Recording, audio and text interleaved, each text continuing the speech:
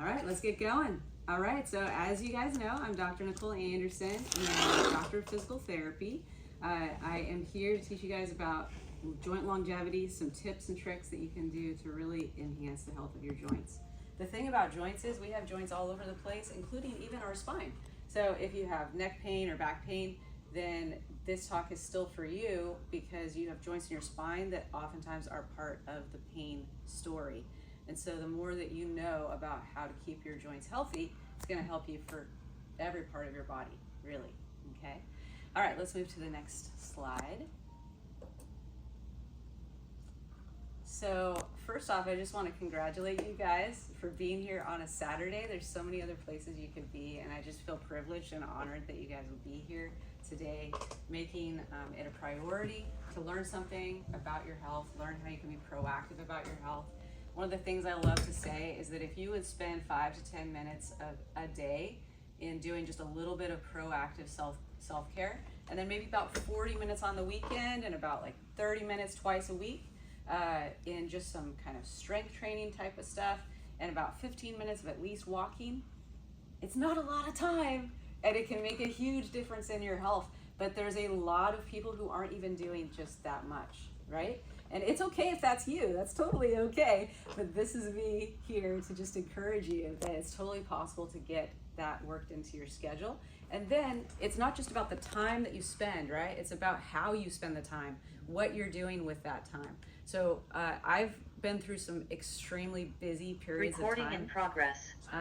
It's all good. I've been through some extremely busy periods of time in my life. For a year, I was working 70 hours a week.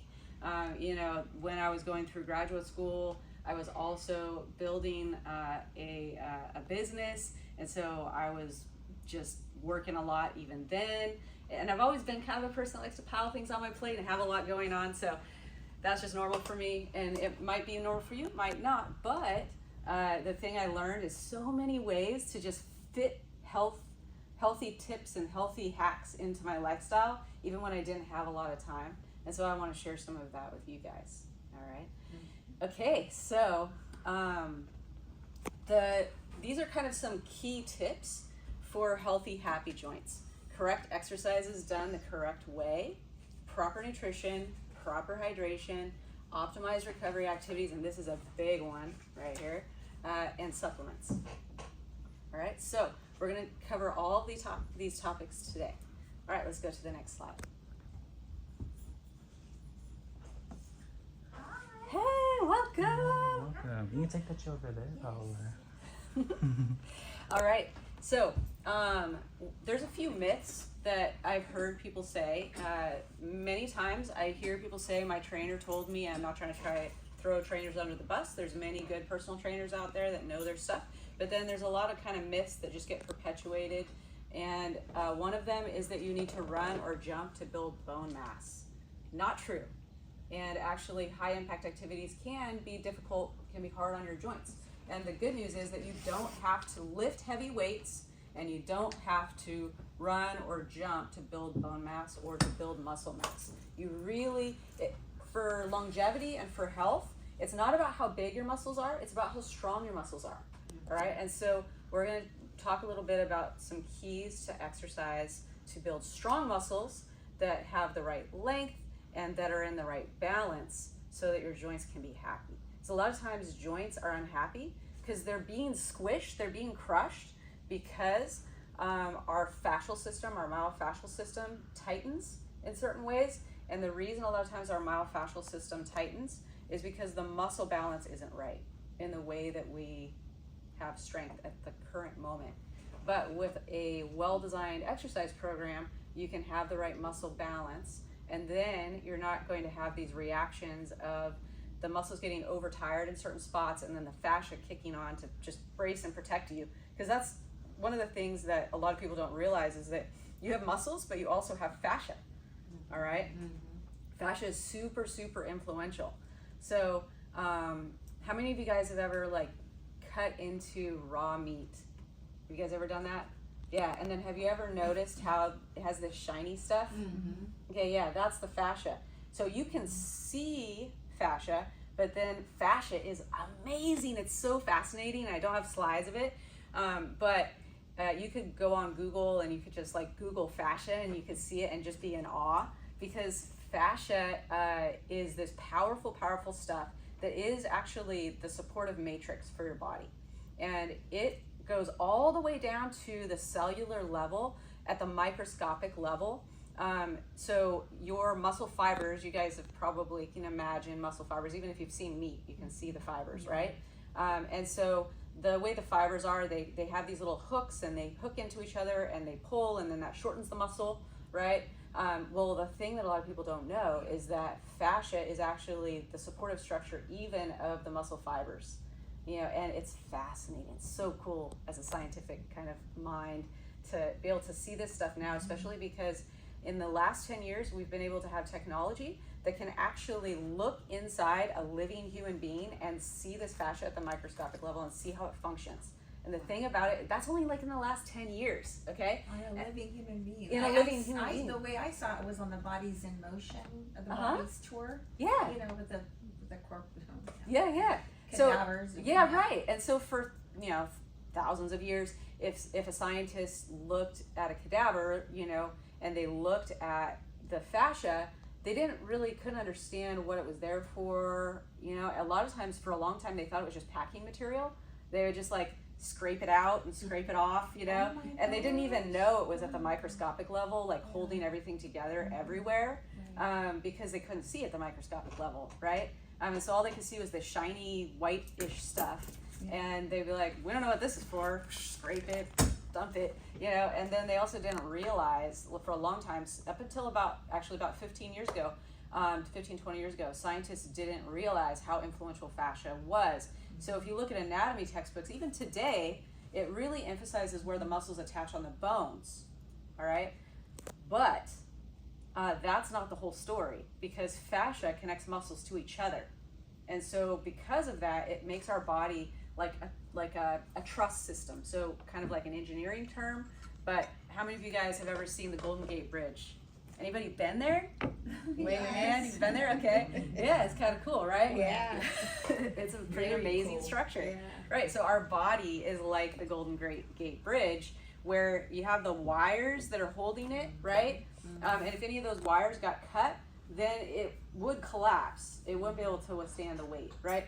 And our body's the same way, where our fascia system is like a matrix, and it's all these wires that are creating what we call a tensegrity structure, which is another engineering term. But basically it's like your neck bone's connected to your toe bone. You know, it's like the song. It really is, like completely 100%.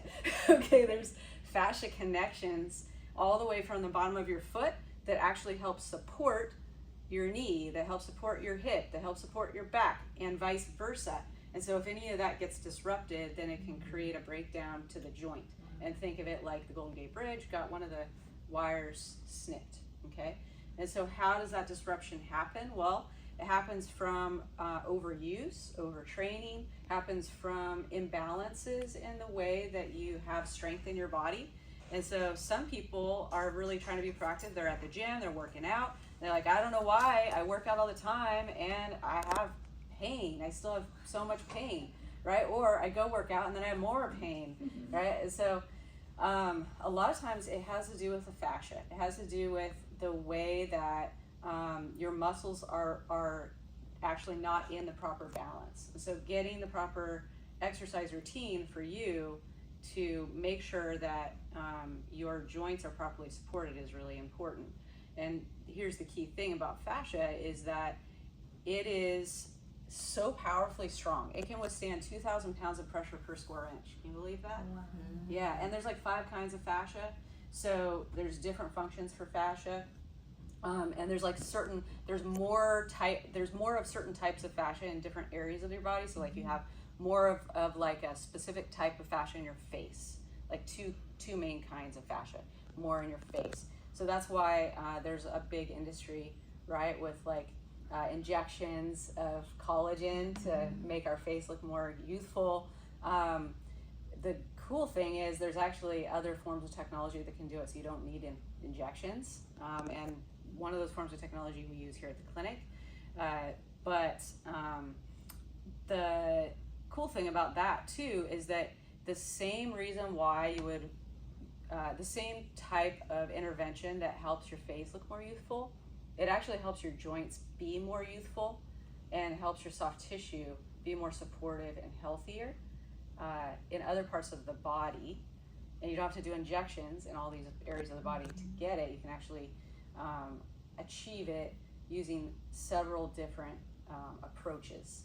So there's like natural sort of ways to create a cascade of effects so that your body produces healthy fascia. And then there's also kind of like body hacks, for example, using frequency specific microcurrent to actually just tell cells in certain areas, we want you to do this, and then it just does it. The cool thing though, or the one thing about frequency specific microcurrent is that if we use this really cool technology that basically uses electrical current, low level, below sensory awareness electrical current to tell cells what we want them to do, so that they'll do it at an accelerated rate than they normally would. So that's a great technology, and we can use that. However, you still need to have the right substrate.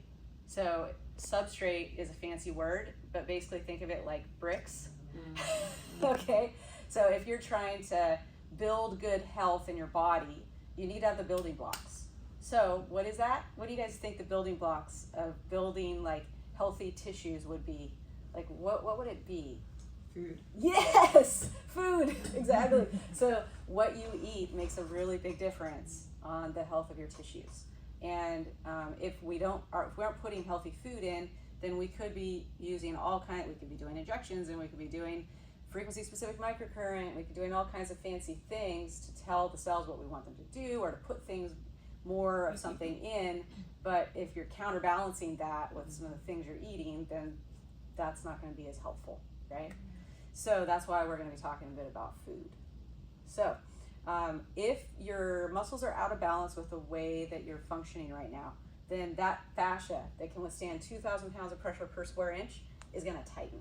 And why does it do it? Because it's a really amazing function of how our body works, that this fascia is designed to actually provide stability for our structure. And so I've totally seen this with, let's use for example, a young athlete that I knew, cross-country athlete, and she had knee pain, okay? But she would be, when I watched her run, this was what it looked like, okay? She had a lot of knee pain, right? But the reason is because she had really weak hips. So every time that she was, landing on one foot, then the hip would drop because these muscles on the outside weren't strong enough, all right? And the muscles in the back weren't strong enough. And the way that her core was balancing wasn't strong enough. The timing was off, all this stuff. And it had to do with training. She wasn't doing some of the proper training that she needed to do. Well, how was it that she could even still run? It was because the fascia was just like braced. And you have some really strong fascia bands here, your IT bands on the outside, right? And so she had like friction, irritation on the outside of her knee. And it's and fascia in like her hips had just basically braced, but when it gets like that, it traps the muscles so they can't function as well. So then it becomes a vicious cycle. So sometimes you can end up with pain because fascia has tightened and it's actually trapping nerves and muscles. And then the pain can also be just because the muscles can't function very well anymore because the fascia is just bracing as well. Because you'll have joint pain or you'll have pain in general if your joints aren't properly supported. Okay, so. Wait, can I ask, you said fascia trapping nerves and muscles, is that because that fascia gets inflamed? Fascia actually can be inflamed, which is a really good point. I'm glad you brought it up. I wasn't going to talk about that, Yeah. but it definitely can be inflamed. Okay. There can be inflammation in your fascia for sure. Okay. But the good thing is certain foods, certain supplements can help with that. But then also just your lifestyle, making sure you have a balanced workout routine, making sure you're getting enough sleep, all of that kind of stuff helps keep that inflammation from building up in your fascia. Also, healthy gut helps inflammation from building up in your fascia. Okay. So The other thing I wanted to mention is that anti-inflammatory medication is something that a lot of times people just reach for because they don't want to be in pain. And I've talked to people before, they're like, oh, what's the big deal about taking ibuprofen every day? You know, I wake up in the morning, I pop my pills. And it's interesting because sometimes people actually don't need it. They just got used to taking it. So there's that, right? But it's not good for you.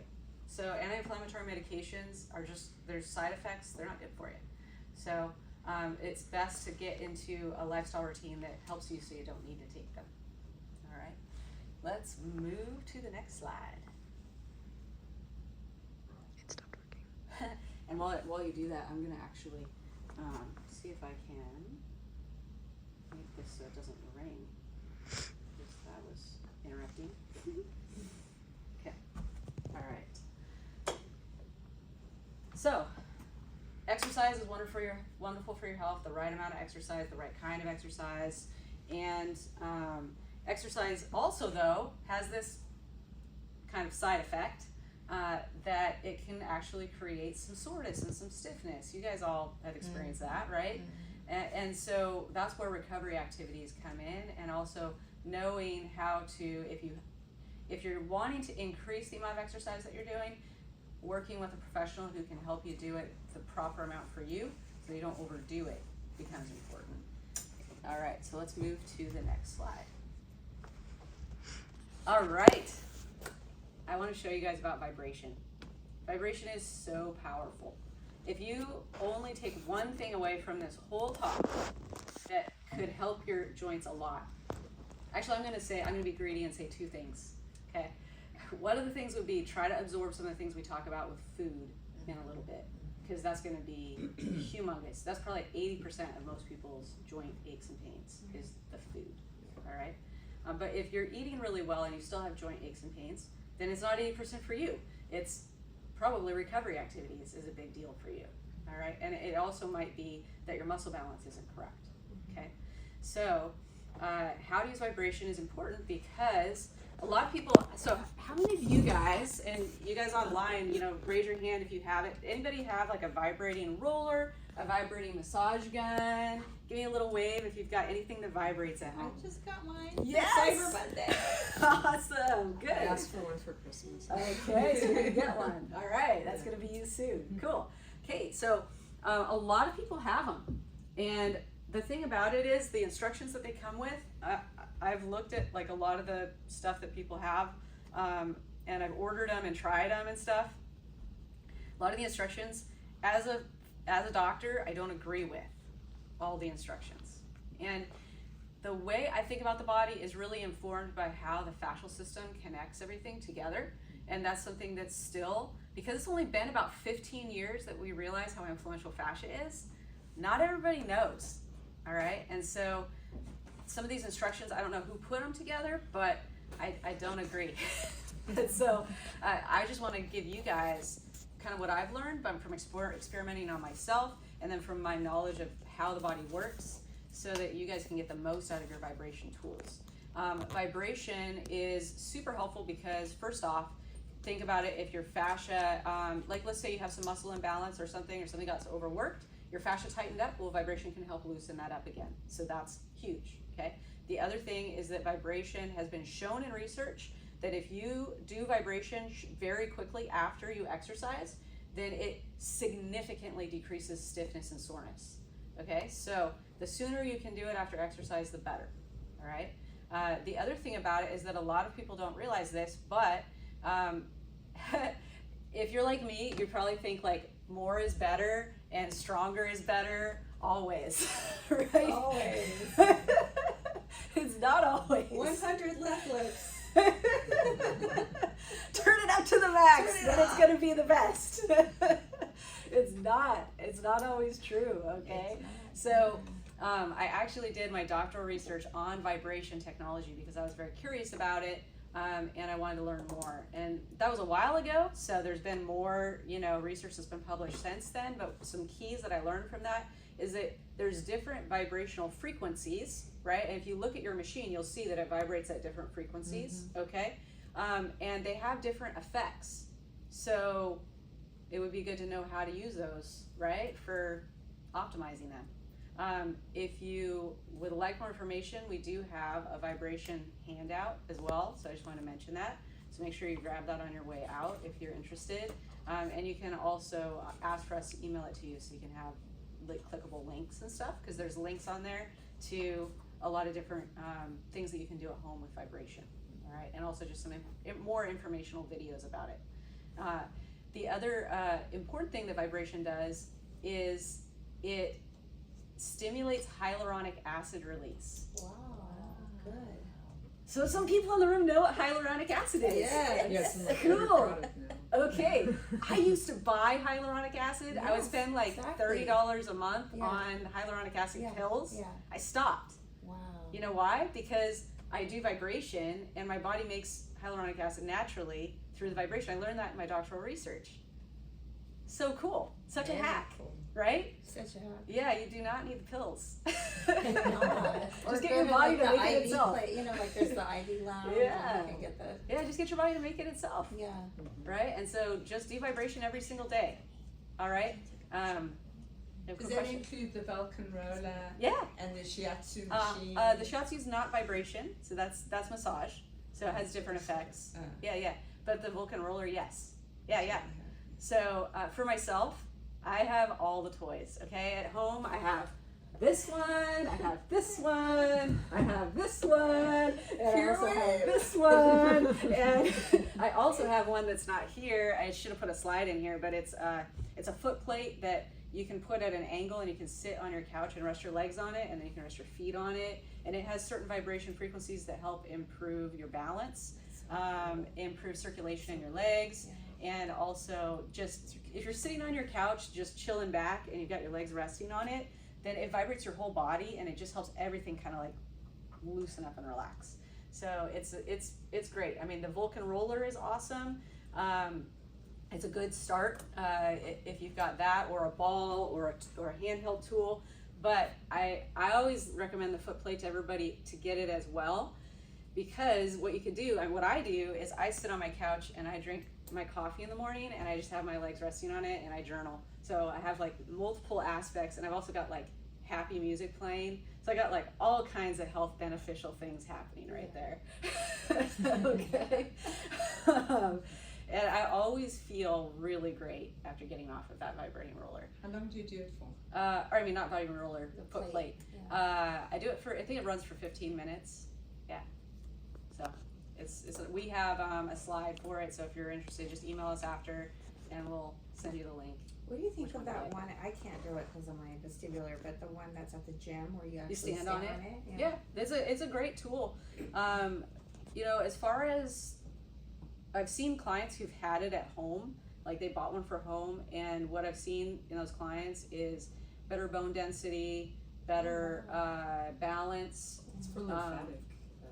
It can Yeah. help with that. Yeah. So it's really good for improving bone density, improving balance. It's been shown to help people recover after knee or hip surgeries. So it's a good tool. The thing I would say is that, like, if you're on a budget, because those things are super expensive, Yeah. if you don't have access to one at the gym, then just buy the foot plate, because you can do a lot of the same vibrational frequencies on that. Of course, you can't be weight bearing on it, which is a little different, but you can somewhat, to a lighter degree, weight bear by just putting your feet on it, and so you get a little bit of that kind of stimulation. Would So, it help bone density? Yeah. Yeah. Is it loud? I wonder if I could take No. it to work. Okay. no, the foot plate's not loud at all. It's not. Yeah. You're Yeah. like, I'm doing nothing. Nothing to see here. Yeah, that'd be awesome. Yeah, I can have it under my desk. Yeah. Yes. Couple key things too. If you have a recent injury, do not apply vibration to that area. Think about it. Most times with injuries, things need to like tighten back together. You know, you've got something got tore and it needs to like knit back together. We don't want to be vibrating that. Right? Because sometimes I get, someone will call and they'll be like, I have shoulder pain, I strained it lifting something, and I got my Theragun and started working on it right away, and then it was worse. And I was like, Oh, okay, no. stop putting the Theragun on it. All right. And we all laugh, right? But we've all done stuff like that. Totally. That's why we're laughing. That's why we're laughing, We're right? like, More it's is really better. More is better. Well, and also like it's supposed to help pain, Yeah, right? yeah, But if you right. got to understand why it helps pain. It doesn't always help pain. So don't apply. Talk about pain. Don't apply vibration. Hello, I'm glad to see you guys. Welcome. Don't apply vibration to something that is recently injured. Key point. Okay. And just if you're not sure, check with a healthcare professional, preferably a physical therapist, about that. And then the other thing to keep in mind is that in general, we don't want to be applying, well, basically just don't apply strong vibration to your spine, okay? Don't apply strong vibration right to a bone, all right? So this would be an example of a strongly vibrating thing. It is pretty intense, and it's awesome, but you know, I mean, it's Yeah, strong, strong. okay? Kyle, your father, I like doing that, it's funny. Okay, so, makes you sound like Darth Vader. If you put it right next to your chest. This one's not as strong, but just in general, don't apply things to, you know, strong vibration. Like this one can do pretty strong vibration too, all right? So, you know, it can be pretty strong. And so, like at the max level, pretty strong, right? So don't apply it right to your neck or right to your back. That's gonna be too intense. Don't apply it right to your knee. You know, keep it on just the big muscles, all right? So the Theragun, so this one gets up to the same intensity as the Theragun. And the Theragun only had, like, it's a really popular one. And you know, they've done a great job with marketing. It's like all over the market. The thing about the Theragun is it's a good tool, but it doesn't do like smaller, lighter vibrational frequencies. It just has really intense ones. So the lowest one on the Theragun is the max on this, but then this one can go way to like a lot lower frequencies and smaller frequencies. So it has more advantages. So this is actually, it's called Pure Wave. It's a much better tool. This tool is awesome. You can also stimulate the fascia of your face to make it more youthful, which is pretty awesome. Yeah, With this facial tip right here. I'll take that. Yeah. Less wrinkles.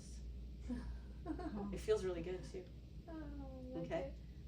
It's really relaxing, I have actually. one of those. You'll take one? Yes, believe me, you will not regret it. All right. And the gentle end you can actually use on bones, which is cool. So this little gentle end you could use right on your neck, and you can even use it on your head. So this one is really cool because you can use it for headaches, you can use it for just all kinds of stuff. And then you can turn it way up on this tip, and you can literally just release trigger points with it. So if you have like a little knot in your muscle, you turn it way up, just put it right on the trigger point, it'll release it. That's pretty sweet. So it's an awesome tool. So a couple key things about vibration: make sure that you use a high, like let's say you're about to go exercise and you want to get your muscles pumped. You want to have your muscles activated so that they can support your joints the best possible. One of the things I love to do is I love to surf.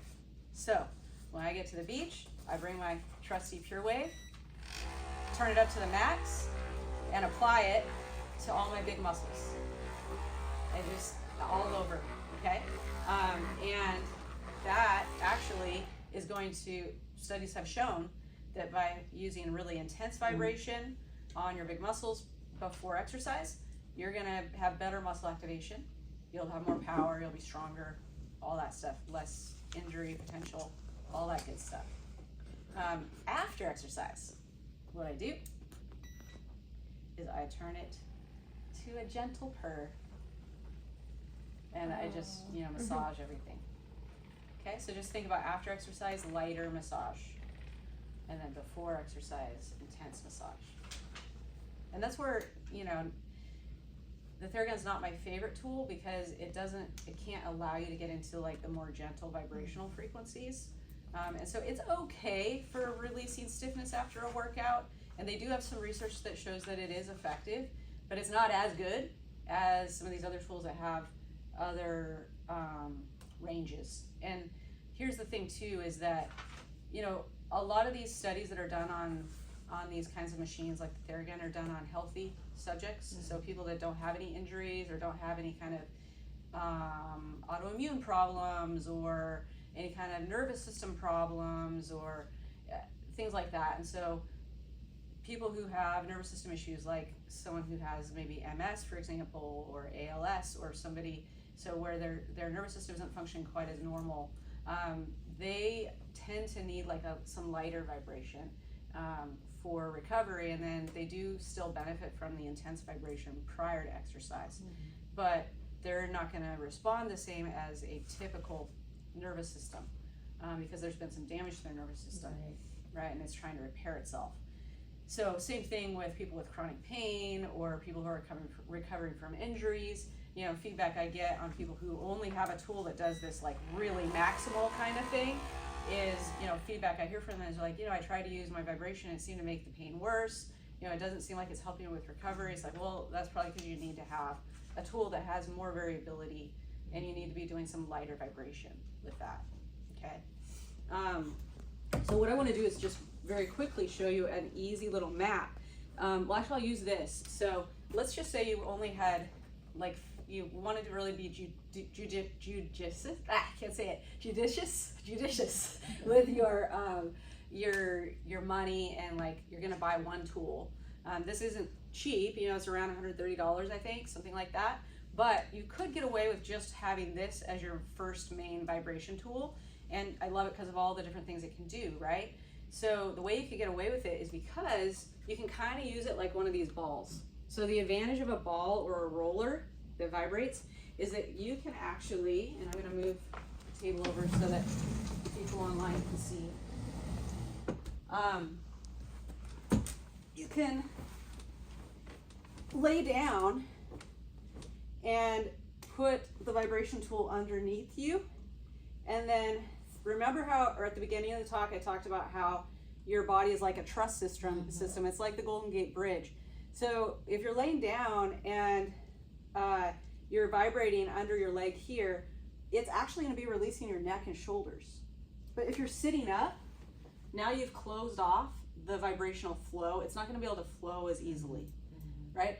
Now, if you sit in like your couch or like your lazy boy chair or your recliner and you have it under your leg and now you're more opened up and you're in a relaxed state, then yeah, it could vibrate more through your whole body, so that would work, okay? So we actually have maps. So after the talk, you guys can, it's in the vibration handout, and you can also ask for it so that you can check the links and stuff. But we have whole maps of like how to use the vibration ball, how to use the vibration roller, and there's keys to the way that you release your fascia in certain ways, so that it can unlock your whole system, okay? So if you're watching on Facebook or if, you know, you're watching this later on YouTube and you'd like any of those maps, then just email us, and it's andersonswpt.com. Find our contact info and then just email us and ask for it. It's free. Okay, so here's the thing that you can do with this is you can actually kind of do the same thing. Just rest it underneath your leg, and then it's like the ball or the roller, okay? Or rest it under wherever, under your arm. The more passive you can be with vibration, the better, because then the vibrational flow is going to just flow throughout, okay? So what I do, like, you know, when I'm surfing, I showed you guys my little routine, but then when I get home, I vibrate again laying down so that I can get even more releases. But I do want to take advantage of that window right after the workout, so I do get that vibration in right away after I work out too. All right, so that's just a few cool little tips, and I want to make sure that I leave time to talk about food and supplements because that's such a big part of this as well, and a little touch on exercise. Okay, so exercise is actually a really big part of this. Okay, let's move to the next slide. self-myofascial release strategies. I spent a lot of time talking about vibration because it's, if you only did two things, it's make some changes in what you eat to make sure that you're not eating things that are counterproductive to the health of your joints, and then start doing vibration every day. And do vibration before you work out, do vibration after you work out. That's gonna make a big difference for you. Just those two things in this whole talk, okay? But other things, there's other tools. So how many of you guys have seen the gua sha? Yeah! It's kind of like been all over social media because it can help keep your face looking youthful, which is great. It also feels good. But it's really good for, you can learn sequences to do for your neck, for neck range of motion, and it can really help with knees too, and really quickly, like in a minute or less, you can get rid of knee pain using the gua sha. So we have maps on how to do that, videos on how to do that. If you're interested in how to use the gua sha for those things, give us a shout, we'll send it out. All right, so the other thing would be, so IASTM, ISTEM, is a term, instrument assisted soft tissue mobilization, for how to use the gua sha. Okay, and there's other tools that you can buy too, but you can really get away with just having this one, okay? And then the melt method is, we don't have a melt roller in here, but it's a soft roller that you can learn how to use, and it's huge.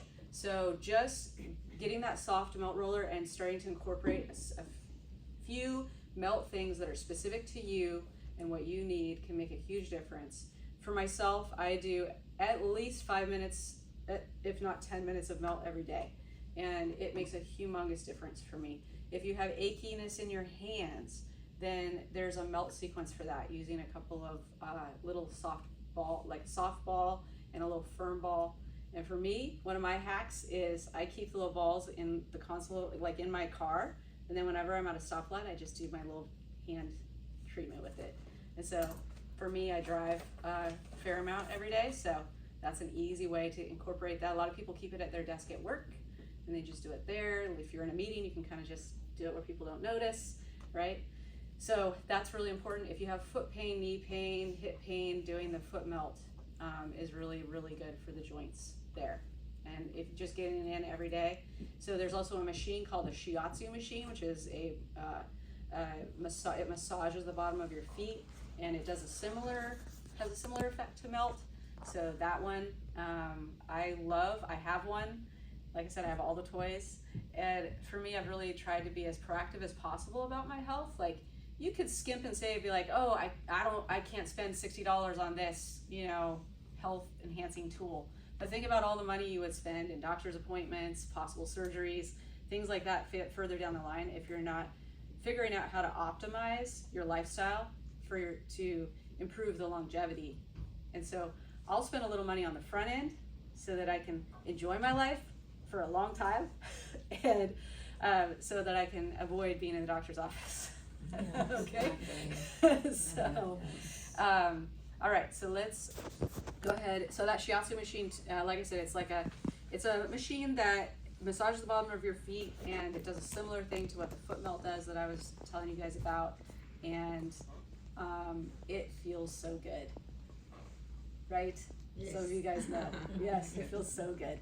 And why would you want to massage the bottoms of your feet? Well, research has shown that massaging the bottoms of your feet improves your digestion. It helps balance your nervous system, which is going to help you sleep better.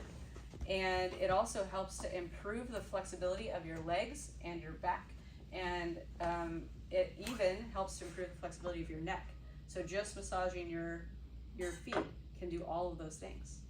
All right, let's go ahead and move to the next slide.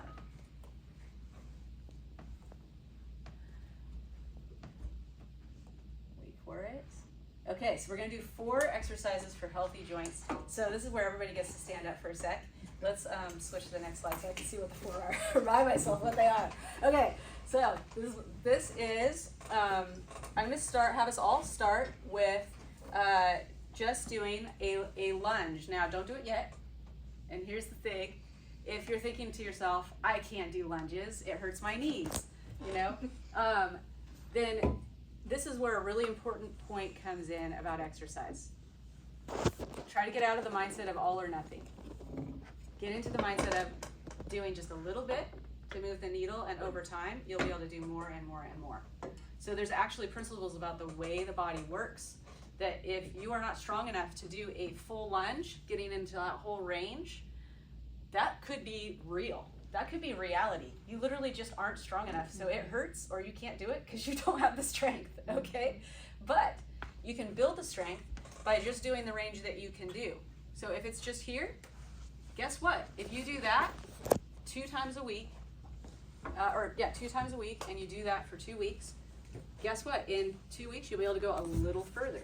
And I won't get into all of the reasons why, although it's fascinating, but there's reasons why it works that way. Okay, so the same thing, if you're having trouble, lifting your foot, for example, then just practicing the little bit you can do, making sure you're doing that on a regular basis. One of the things that happens for people is they lose an ability to do something, and like do a movement. Like a classic one would be sitting down in a chair. You probably have all seen somebody who's gotten older, and they reach back and they hold on every time they sit down, and they have to push off every time they stand up, right? Okay, well that didn't happen overnight most of the time, unless it was an injury. That developed over time, right? And it's not going to be fixed overnight either, but if they start being proactive about trying to use their legs as much as they possibly can, and then just using the hands for the last part, then over time they're going to get stronger and stronger and stronger. One of the key determinants for longevity of your joints and enjoying your life long term is your strength, okay? One of the key markers for that is, can you sit down, stand up from a chair without holding on 10 times? Oh. If you can't, then yeah, and I appreciate the honesty, it's like, if you I'm can't doing do chair it, exercises, and that's the only exercise I can do. you're right. So that's actually a key determinant for health. If you can't do it, that means that you are gonna have more back pain and hip pain and knee pain. I do. Yeah. So, but a thing about that is when you are working on trying to improve it, I always tell people nose over toes, lean way far forward, because that's gonna make you load your glutes more. It's gonna make you use them more. Okay. And then you'll actually maybe even be able to actually sit down that way. It'll look kind of weird because you're like, whoa, sitting down, right? But over time, you're gonna get stronger. Okay. So let's just try. Give yourself a little room. Let's just try a lunge. Okay. So we're just gonna do whatever lunge you feel comfortable doing.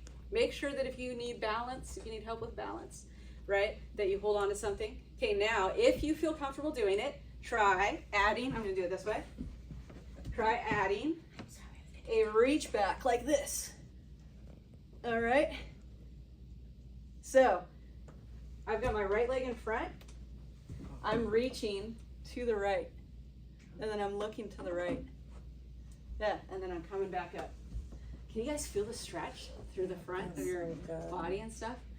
So that's just a simple lunge that I would recommend for you guys to start incorporating. And so for people who have some movement limitations, what I always recommend you do is do it near your counter, okay? So here's my counter. I've got my right leg in front, counter's on my right side, and I'm sliding my hand along the counter so that I've got stability, right? So I'm not gonna fall over. Don't want anyone to fall, okay? So then you can build up your balance and your strength that way, okay? So that's just a really good one. It's gonna help open up your hip flexor, which is also gonna help your back, okay? Now, another one would be to, if you're able to, try standing on one leg like this. Now, if you're not able to stand like this, that's okay, okay? Make sure you're close enough to hold on to something if your balance is challenged. You can also do it standing with your knee bent a little bit on the foot you're standing on, and your other foot with just the toe down for balance, okay? So then what we're gonna do here, I'll do the full one. My leg is up, okay? And I'm gonna put my right hand up, standing on my left leg. Woo, check that balance.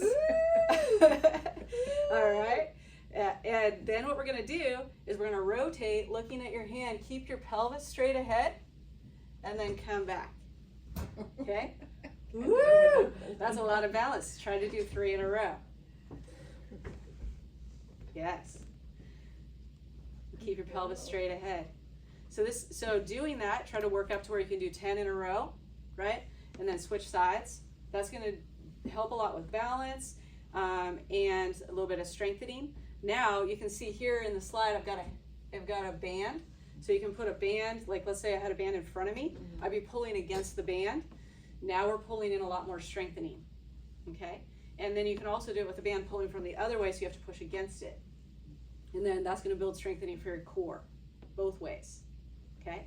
So that's just a key one. Another key one would be just putting like a band on your feet and doing some side steps. You can see in the picture right here.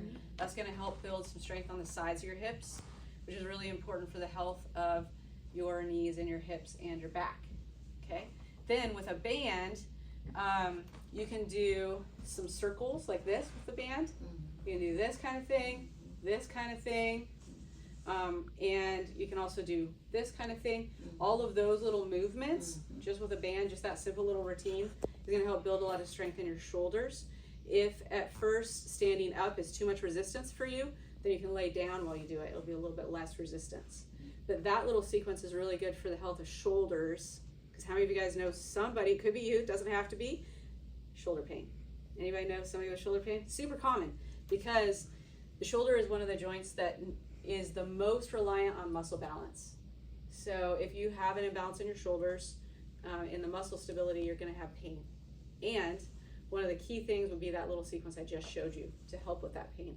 Seriously, just doing that sequence. If you have shoulder pain, I would recommend starting laying down when you do it. And then another simple thing for shoulders is just to lean against the wall and do, see how I'm keeping my elbows straight? Just some of these kind of things here, because that little press is gonna help build some stability for the muscles that support the shoulder. Try to do 30 of those a day. Another one that's really good for shoulders is to slide your hands up and down the wall like that, pushing into the wall. And you can add a band to your wrists to give it a little bit more resistance. That is also really, really good for the health of the shoulders. Just those little key things, if you add those things in, it's gonna help a lot of your joint aches and pains. Just those 4 things, huge. Yeah, core 4 things, okay. And it'll help stability of the neck too. Okay, so let's sit back down, we'll move to the next slide. Wanted to touch on Barefoot Science insoles. I have them in my shoes right now. I've had these insoles in my shoes for about 6 years. And I actually did my master's research on how to support the arch and learning about different methods and what works, what doesn't, and why. So, how many of you guys have heard of orthotics? Anybody heard of orthotics? Okay. Or know someone that has them, or you have them. So the thing about orthotics is, think about orthotics as crutches. That's what they are. They're crutches. But it's better if you can actually strengthen your foot to the point where you don't need orthotics. And I actually have a congenital condition in my feet where I have some bones that are fused in my feet. And I started having pain when I was in college. I was a college athlete. Played soccer in college. And I also ran track, and I was having a lot of problems with my feet and my shins. Went to the doctor, they did x-rays, they're like, oh my gosh, you have this navicular fusion thing. So I actually have a couple bones in my feet that are fused, and it results in my foot naturally trying to collapse too much, okay? And so they put me in orthotics, which helped, but I still had lots of foot pain. I always had to do a lot of training to help prevent getting shin splints and problems. And after I did, that was why I was interested in that research for my master's. So then. So you learned about it right before you. Yeah, because I had this problem. Yeah, in undergraduate, and then I was like, okay, what could I do? Is there more to this story? Because the orthotics helped a little, but I'm still having pain and problems, and I ached every day and stuff. And so, I ended up learning that actually the best thing to do is create as much strength in the muscles that support your foot as possible. So I learned a lot of exercises to do, but man, it took a lot of time. And it did help, but it took a lot of time. And so in my journey, I learned about these Barefoot Science insoles, which are awesome. So wearing these insoles actually strengthens the muscles of your feet and your legs. And these insoles, they've done EMG studies. Anybody know what an EMG is? EMG study? Any of my interns know? I've heard about it from Yeah. a friend in exercise physics. Yeah, want to take a stab at what it is? No, it was No? briefly mentioned, Okay. so that's why it's familiar. All right. So EMG stands for electromyographical study. So EMG is basically where they put probes on your muscles, and then it's mostly used in research. They can tell if when you move in a certain way, it activates the muscle or not. Okay, so what they've done, and so it's really been good because a lot of the exercises and the exercise interventions and the personalized programs that I design for people are based on my knowledge of what exercises actually do. Because there's a lot of myths out there about make sure you do certain exercises to stimulate certain muscles, and they don't actually. It's just been a myth that's been perpetuated all this time. And then more recent research is showing, oh, this is what actually does stimulate the muscles, right? So these insoles, they've done some research on, and basically wearing the insoles, it activates your glutes, it activates your hamstrings, and it activates like all the muscles of your lower leg and your feet. And what it does is it strengthens your arch. And so I love these things. I wear them all the time just to keep things stimulated, because you know what, if you don't use it, you lose it. So you gotta constantly exercise to kind of keep things activated and strong. Especially if you have a congenital condition like mine, where it wants to tend to go the opposite way from how it should be. But the thing I've noticed is that before I could barely handle walking barefoot or being in sandals for very long at all because I'd have so much pain. Now I could do it for a long, long time. And it's because the insoles made my feet stronger. And what I find is that if anybody has this imbalance, like one of their legs just is weaker than the other one, and we're having trouble getting it to come back online, maybe from an injury or something, wearing the Barefoot Science insoles helps everything come back online a lot faster. Because your body can't hide from the insoles. They are going to make the muscles work. And there's no workaround. It can't cheat. So that's the other cool thing, is because a lot of the exercises that you would do to strengthen, there's all kinds of workarounds and everything, but this is very functional. It's like in the flow of your everyday life. It's making those muscles work the way we want them to work, and they can't cheat. They're forced to do it the way they're supposed to do it. So things will get stronger, which is cool. Pardon me, would that help neuropathy?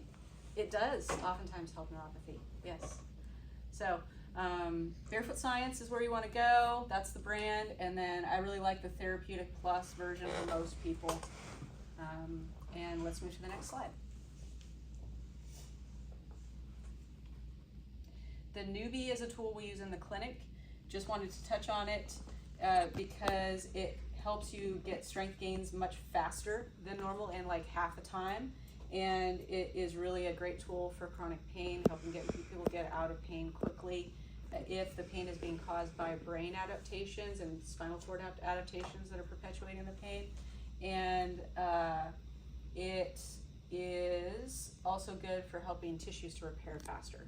So it's a very helpful tool. All right, we're gonna move to the next slide. Let's talk about food very briefly. I know I'm running over time a little bit, but worst food, number 5. So number 1 is like the worst of the worst. Anyone have a guess what the worst of the worst food would be? I don't know if it even counts as food, but it technically does have calories. So, what anyone want to take a stab at what the worst of the worst food would be? Sugar. Yes, that would be the worst of the worst. Yeah, that's something I've noticed about our culture. More people are aware now, right, of a lot of these things, which is great. So, but a lot of people don't know. There's been a lot of mixed reviews on alcohol and everything, but it's just never a health drink. And actually, the government guidelines have changed on that, which is a big deal. If you see the government guidelines change on something, that doesn't happen easily. So even one drink a day benefits don't outweigh the negatives, even though like that used to be kind of like a guideline saying like, oh, that's moderation. Yeah, it's moderation, but it's still not, think of it as a negative. And if you choose to enjoy it, just know that you want to like counterbalance that with some other things, and you may, depending on your genetics, may want to choose to avoid it for various reasons, right? One of the things that it's linked to is Alzheimer's and dementia. and that is a lot of times we're learning that Alzheimer's and dementia is linked to gut health. Same thing with our joints. Gut health and the joint health is really linked as well. And the thing about alcohol is that it disrupts our gut microbiome. And so that you can counterbalance to some degree by, if you have alcohol one day, then the next day, make sure you take some probiotics. I mean, I'm like most people. I like to enjoy beer here and there. I like to enjoy, you know, some wine once in a while, like especially good with certain meals, right? I like to enjoy life, but I also have my eyes wide open about the health effects of things. Even just, you know, one drink does damage some liver cells. So, you know, and people who are like, oh, I don't drink every day, but I drink when I'm with my friends and I have, you know, 3-4 drinks. That's actually super unhealthy. More so than we ever thought before. So depending on what your sort of like social circles are and things like that, just keep that in mind, that it might be normalized for you, that like, oh, it's okay, like just gonna go out and have a bunch of drinks with my friend once a week, and that, you know, I only do it once a week, so what's the big deal? But actually that can be pretty unhealthy, and can damage your liver in some significant ways, and even be potentially linked to Alzheimer's, dementia later down the line. So let's move to the next slide. All right, nightshades. So I've had many clients have told me they take these out of their diet and their joint aches go away. It's crazy. All right, let's move to the next slide. To your left. Yeah, I gotcha. Fried and processed food. It actually is extreme. Fried food is like every time you eat fried food, it's like smoking a pack of cigarettes. And every time you eat fried food, it hardens your arteries, and it takes a long time for your body to recover from that. It can take a day or two. So keep that in mind. Just good to know. Is satay fried? So great question.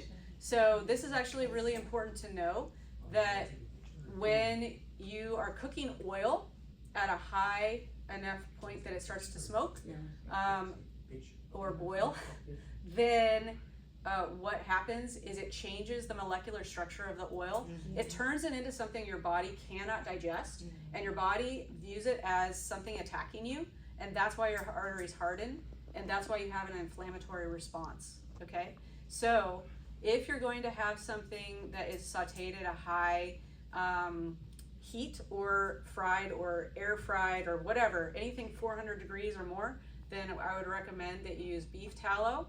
You could use ghee, and coconut oil tends to be pretty well stable. All right, but that's it. Anything else is Rapeseed oil? nope. Nope, no seed oils whatsoever. What about Those avocado are oil? not avocado oil. One thing about avocado oil, it's still made from a seed. Think about that. And it's true. yeah. So okay. yeah. All right. So let's move to the next slide. It's a big deal. So, you know, changing the way you think about fried food and indulge in that, big deal, right? And changing the way you cook with things. A lot of people are causing aches and pains in their body by just cooking with oil. And it's like, okay, just change it, and it'll help a lot, right? Grains. Grains are very inflammatory.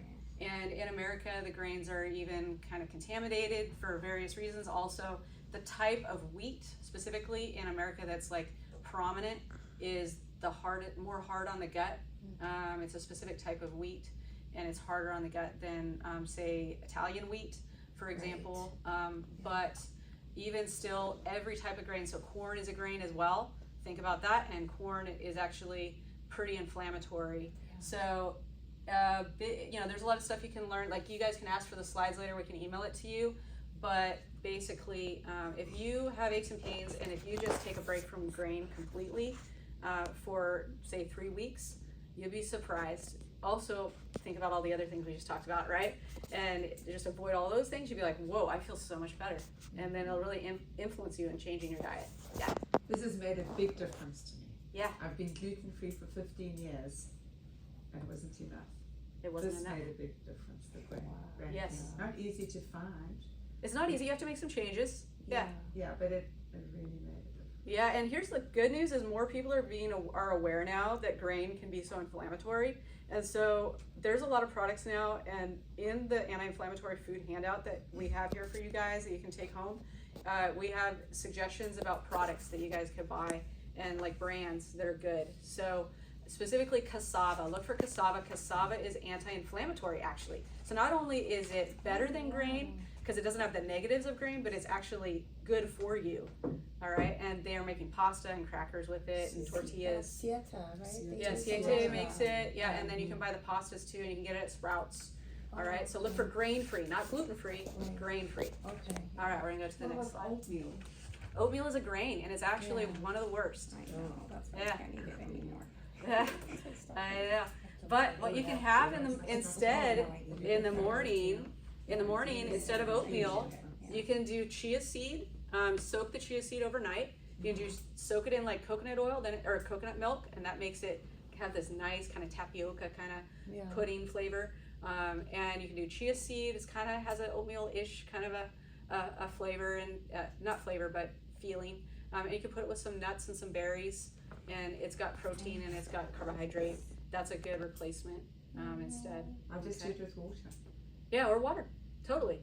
So as we talked about, sugar, very inflammatory. Keep in mind that fruit, even though it has a lot of health benefits, it also is high in sugar. Right. So if you're really trying to help the health of your longevity of your joints and stuff, minimize the fruit.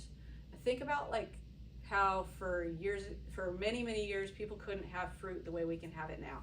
They could only have it in season, certain times, right? Now we can have it as often as we want, and all year long. and we have it way too much, and it's making us sick. So berries, you can have as many berries kind of as you want, but even, I mean, I say that, but still, berries have sugar too, so keep that in mind. Moderation is key. If you're gonna have berries, make sure you have organic berries, because berries are the worst when it comes to pesticides. Yeah. Pesticides can cause aches and pains. All right, so let's move to the next slide. Power foods for joints, cruciferous veggies. If you don't know what they are, go on Google. And a couple of the best ones that are easy to digest: arugula and cauliflower. Try to get 2 cups a day, okay? And if you don't like the pepperiness of arugula, then you can just like blanch it real quick, and then it makes it a lot more mellow, okay? Nuts are so good for inflammation and reducing inflammation, building healthy tissues and joints. Chia seeds we talked about, really good for joint health and anti-inflammatory. Berries are good for high in vitamin C, which is a strong antioxidant, and that will decrease inflammation, stimulate healing, help prevent osteoporosis. Did you know that 1 cup of parsley is almost all the vitamin C that you need for the day? Ooh. Yeah. Okay. Same thing with 1 cup of peas in the pod. And Okay. so, just try to incorporate some of that into your diet. Radishes are a superpower food. They're great for detoxing. And so like daikon or regular radishes. And they're also anti-inflammatory and high in vitamin C. And then cassava we talked about. And like I said, it has all these amazing health benefits for bones, joints, muscles, skin, brain, digestion, gut balance, immune support. Cassava and energy production too. All right, let's move to the next slide. Wait, so just real quick on Yeah. nuts, peanuts, no. No peanuts. So legumes, Yeah, peanuts are legumes. right. And legumes in general tend to be really rough on the gut. So lentils, peanuts, cashews, those are all legumes. Hummus, is made with chickpeas. Those are legumes. Those are tough on the gut. So here's the thing. If you completely stop eating a food for long enough, your body will stop making the enzyme. So then you will really not be able to tolerate it ever again. So, but you could take a break for like 3 months from a food, Yeah. just so your gut can heal and stop getting constantly inflamed, and then try to gradually reintroduce it. And then just keep in mind, legumes would be an example of something that for most people, probably gonna be more toward the inflammatory side, so don't eat as much of it. Eat it more rarely. And I noticed you didn't include almonds in there either. Correct, almonds are actually really hard on your gut. They tend to shred your gut. Okay. Your gut only has 1 cell lining. It's like a lining that's 1 cell thick. And so anything that is sharp on it is going to be irritating and cause inflammation. Okay. But things that help, here's the thing, if you eat something that's irritating on the gut, then if you can also eat things that counterbalance that, and that does have a good effect. So All the things that were on that slide of power foods, they help give back to the gut and help the gut repair itself. Okay.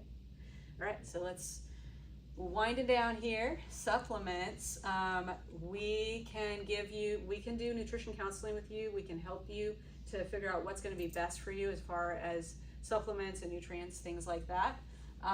We also have a way for you through FullScript. You can get, for our clients, you can get 15% off all of your supplements if you order through us. So it has access to just about every supplement that exists. And so you'll be able to get some good discounts if you order through us. Just a little FYI, if you're interested, you can sign up for that.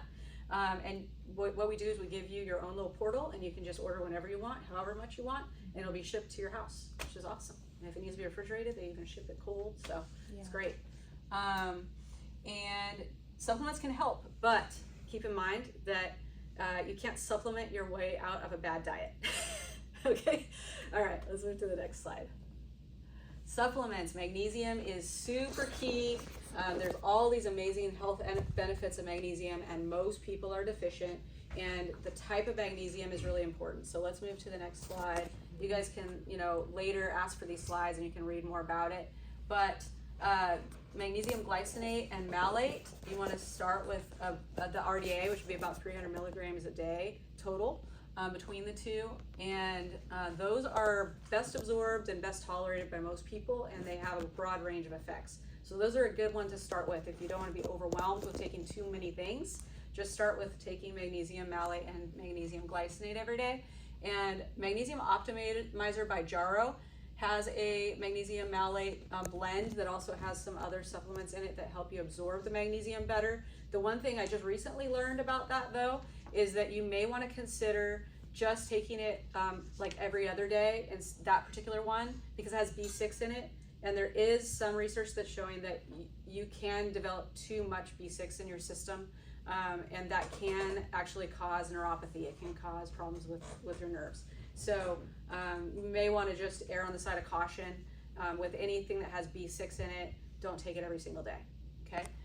Magnesium taurate is really good for helping with arrhythmias, for heart function, blood pressure. Now these ones help with that too, but this one's specifically more targeted toward the heart. It is pretty cool. Like taurate is really good for sleep, joint health, and energy. So those are issues for you. You may want to consider adding some taurate into your routine. And here's the thing, people can take up to like 1,200 milligrams of magnesium, depending on you and what you need. The more pain you're in, the more stress you're under, you may need more magnesium. If your nerves are trying to heal themselves, you may need more magnesium. If you're an athlete, you're working out a lot, you probably need more magnesium than the average person. Do keep in mind your kidneys have to process any magnesium that you take. And so you want to figure out what the minimum effective amount is. Your body will tell you, because if your stools get loose, you have too much. So back off. Okay? All right, let's move to the next slide. All right, how many of you guys have heard that,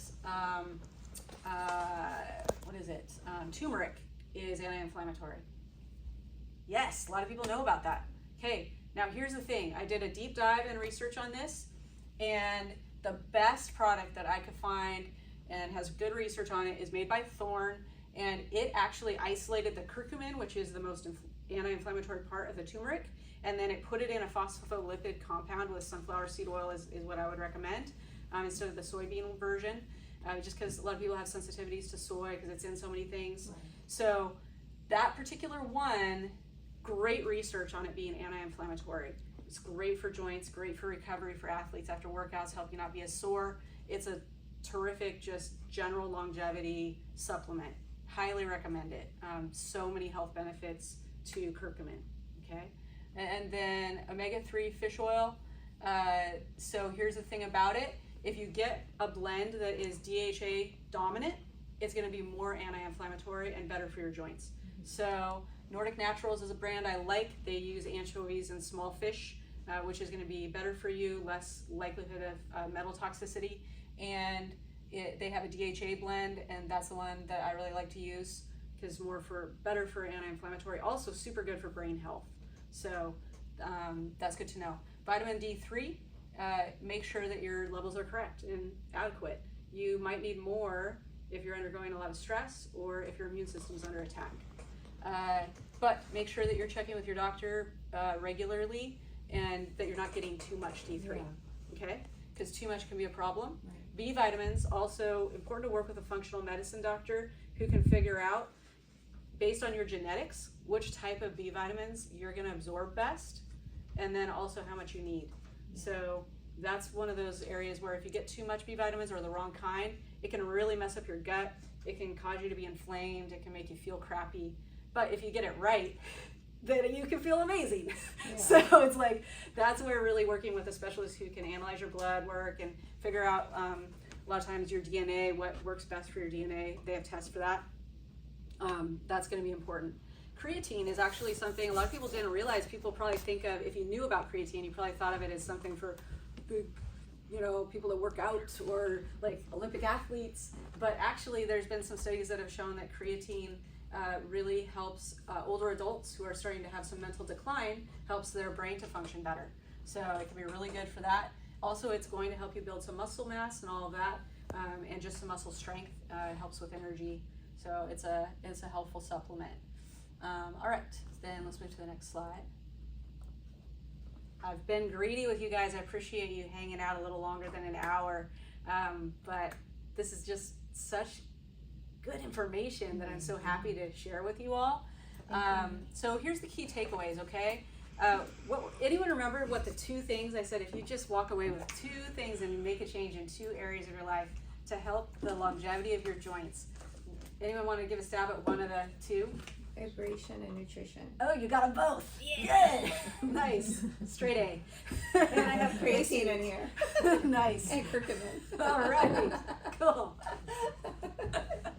Yes. So that's exactly right. Get some vibration into your daily routine. Make sure you're using vibration in the optimal way. Yesterday, I did a workout that was a lot harder than usual, and I was already starting to be sore. Anyone ever had that experience where you're already sore and you just finished the workout? Okay, you're like, oh man, this could be a little difficult trying to sit on the toilet in 2 days, right? Or going down the stairs, right? Exactly, yeah. So that's how I felt my thighs, oh my gosh. But what I did is I did like a full body vibration thing. I used one of my vibrating balls here, and I did that right after the workout. I maybe a tiny bit sore. Now I know tomorrow I might be a little more sore because sometimes it takes a couple days, right? But I'm gonna vibrate again today. I'm not gonna be nearly as sore. And this is research based. It's not just anecdotal, right? So Yeah, because we're late, we saw you talking about this vibration. What about vibration plates? Did you talk about that? I did talk about it. Yeah, Oh, yeah. So the ones you stand on, those can improve bone density. They can improve balance. They can improve like muscle building and strength. This versus that or both? Both. Yeah, both. It's not So- instead. Not instead. Correct. Yeah. So optimize your recovery. That's the vibration part, right? Proper exercises done the correct way. The exercises you need for the lifestyle you want, right? So somebody who wants to surf a couple times a week like me needs a different exercise routine to support that habit or desire than somebody who just wants to be able to live their normal everyday life and not be in pain and maybe just be able to walk around without pain. Those are different goals and need different supportive things. But as we get older, then one of the things that happens after the age of 50, your muscles begin to disintegrate just because of the aging process. And it's a little different for everyone because it's based on your DNA. And when your DNA is starting to disintegrate, the aging process is kicking in on you, okay? So when that starts to happen for you, then it becomes really important that you have a balanced exercise routine. And that's where a lot of people start to have joint aches and pains that they think is because that's what happens when you get old. It doesn't have to happen when you get old. If you have the right muscle balance in your exercise routine, then you're going to build up all of the muscles properly so you have the right balance for your joints so they're not getting crushed in your everyday activities. Okay. A lot of people who have arthritis, a lot of people who have joint pain, they get the right exercise routine, they get the right recovery routine, and they make some changes in their diet to take out a lot of the worst offenders and not eat those foods that are super inflammatory as often. They start just feeling amazing. Hydrate, hydrate, hydrate, hydrate. It's very important. So many people are dehydrated. They just change that, makes a big difference. and then supplement as needed. Okay. So I think that was it on my slides. Cool. So here's the thing I want to say, because I was greedy and I went way over. But if you guys need to go, I just want to honor and respect your time. Thank you for hanging in, you know, and for the whole talk, even though I said it was going to be an hour. If you need to go, please go. If you want to stay, I'll stay here so you can ask some questions in front of the group. Like if, because sometimes really like your question might be the question someone else has too. So let's just get the questions out. And then if you have something that's maybe more specific or private, you can ask me later after we're done with the Q&A. So I'll give a little time for Q&A right now, but if anybody needs to go, you can go, and we'll still record this Q&A. So if you need to go, you won't miss anything. All right? Okay. What are your thoughts on the kind of water you drink and the bottles and Yeah. how that affects you? Right, yeah, 100%. So more and more research, and there's a consensus around more medical doctors as well, and research scientists and stuff, that water in plastic, sorry guys, because I gave you water in plastic, but water in plastic, especially if it's getting heated up, you know, who knows, like those plastic bottles, if they were in something hot for a while, like it changes the water, and it can actually change your hormones, shift you more toward an estrogen bias, which can then put you more prone to cancer, and it also just messes with your system in all kinds of ways that can actually make your metabolic function not so good.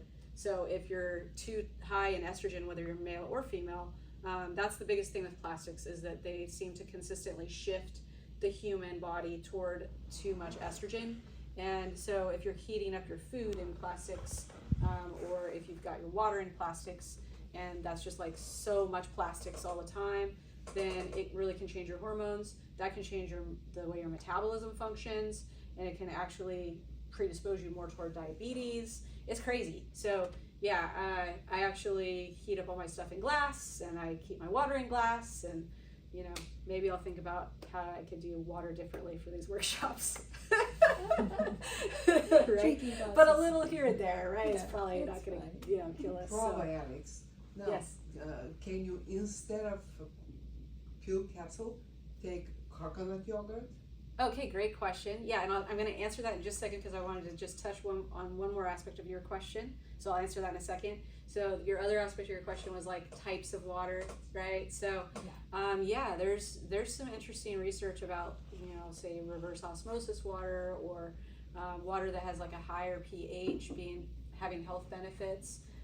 I think it's very interesting research. I will say that when I have had some of this water that has a higher pH, I like it. I like how it feels. Yeah. I have a very sensitive system myself personally, and so it's kind of it's a blessing and a curse. But I instantly know if something's good for me or bad or not, because I can feel like, oh, that felt good versus that didn't. Not everyone feels that. Mm-hmm. And then even I have this little tell if I eat something my system doesn't like in the first bite, after the first bite goes down, or even when it's in my mouth, I'll get like a tickle in my nose and like an itch. And I'm like, oh, that wasn't good. Yeah. Because I've learned if I eat more, then my nose starts to run, and I start to get achiness in my joints. I'm like, okay, well, I know not everybody experiences that, but it has been helpful. Mm-hmm. So, there's something to all of that for sure. So you said osmosis is good. My experience has been that it seems to feel good when I drink it. I haven't looked deeply into the research on it all, but and high pH kind of water, for sure. And I do think it's important to have a high quality water purifier for your water, because just getting a lot of the metals and various other things that could be in our water system that might not be good for us. And so I like Life Straw. From what I read, there's a better one that's super expensive. But what's that? Zero water, is that it? That's supposed to be really good. I don't know, but I know Life Straw brand is what I have for the clinic, and it's what I have at home, and it's it's not it's not the most expensive, but it's the most comprehensive. That's not the most expensive that I found. And that water you can actually take and just go grab the grossest water from one of our quote rivers around here and put it in there, and it's going to make it totally okay to drink, which is pretty cool. And that company helps people in Africa and other places where they don't have good water, so they could literally just drink any water. So it's pretty good. So, then to your question, which was about probiotics. So some people, like, their gut microbiome has gotten so out of balance. If yours has gotten out of balance, then what I would recommend that you would do is build it back up, put all the good guys in there, and then make sure you feed them so that they live, okay? And then you won't have to chronic keep taking a lot of probiotics. You could have coconut yogurt, for example, and you could have some kimchi, and you could have some other types of food that has been fermented, like sauerkraut, things like that, to just kind of help keep putting some like probiotics in with your diet, right? But for some people, that's not going to be enough because their good bacteria in their gut has got decimated because maybe they were on some antibiotics or they were sick or something and it threw it off, right? So if that was you, and if you're having a lot of gut problems or you're thinking it could be you, then what I would recommend you do is get a broad spectrum probiotic pill that you take. And Doctors Formulated is the brand that I really like a lot because it's reasonably priced and it's got a really great broad spectrum of stuff. And you can get it even at CVS. And what I learned actually from going to a functional medicine physician, so I spent a lot of money on my health to figure out like how to fix problems. Like I had IBS, I had some serious problems with a couple of brain injuries from concussions, and I've had one time where I got like a bacterial infection from surfing in dirty water in my gut, and I've had like some gnarly stuff happen. And so I spent a lot of money figuring natural solutions to heal things. And one of the things I learned from a functional medicine physician that I spoke with about my own health was if you want to build back your gut microbiome, they're like, yeah, Doctors Formula is a good brand. And they're like, take 90 to 100 billion twice a day, and do that for like a month. And then also make sure you're eating the right foods to feed your good bacteria, and you should be good to go. And often, actually, if somebody has like a chronic cough or they have kind of some chronic gut issues, things like that, just getting the probiotics going and keeping the good bacteria alive with feeding it the right things in your diet, it goes away. The chronic cough goes away, the immune system issue or whatever. Here's the thing, to feed your good bacteria, I do have a handout on that. Also, just follow the anti-inflammatory food guide and you'll be golden. So that handout that we have for you guys, just follow that, you'll be golden. It's making sure you have the right amount of fiber, stuff like that. Some people need a little bit extra help. Adding some pumpkin adds more fiber. You can buy it in a can, use that. And then the other thing that helps is Dr. Gundry makes a really good product. It's a prebiotic fiber that you can take. So you shouldn't need to be taking probiotics chronically, but make sure that your diet has enough prebiotics to feed your good bacteria to keep everybody happy and alive. What do you think of kombucha? So kombucha, a lot of the kombuchas, I mean, I like the flavor, but a lot of them are super high in sugar. Yeah, I try Super to high. get ones that Yeah. have like 7 to 8 grams of Yeah, sugar. that's good, yeah. Or 5 grams or Yeah. whatever. Yeah, I try Yeah, to I mean, find it's got the some less- health benefits, Yeah. definitely. Yeah, so just the low sugar version. And then some people, it does throw off their gut because they have some kind of, their system doesn't like it. So just, pay attention to how your body's handling it. Right. What about fermenting at home cabbage? Yeah. So eat that Yeah. every day. That's great. Oh, that's awesome. Do you kill the probiotic when you cook the cabbage, fermented cabbage? You can, yeah. Depends how high you cook it. I mean, you cook it for a stew, That's so what does it cancel the benefits? So like, I would eat it just out of the fridge or, yeah. Raw. Yeah, I wouldn't put it in the stew because As then you're such. gonna kill the good bugs. Yeah. So, raw cold. Yeah, or just like when your soup is warm but not boiling, you could add it in. It should be okay. Maybe. We don't know. I might have to do some research on that. Joe's like, no. That'll be Just the eat next, it cold. That'll be the next She's question. like, I don't think so. Yeah, if you want to be sure, I would not get it hot. Yeah. Any other questions? Okay. Thank you guys. I appreciate your time. You guys have been a great audience. I appreciate you. Yeah, it was fun. All right. Thanks everybody online. We're gonna go about our day. I hope you guys have a terrific day. Thank you.